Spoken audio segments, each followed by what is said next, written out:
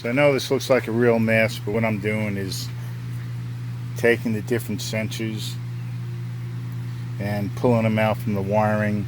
See which ones I got to shorten, because there's going to be a bunch I got to shorten because the wires are going in the back.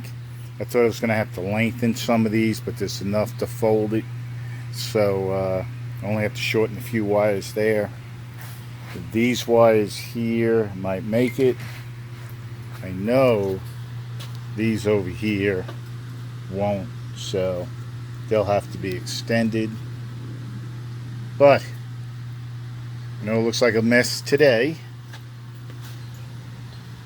and I'll take some notes what I put where and what I cut and how this all went.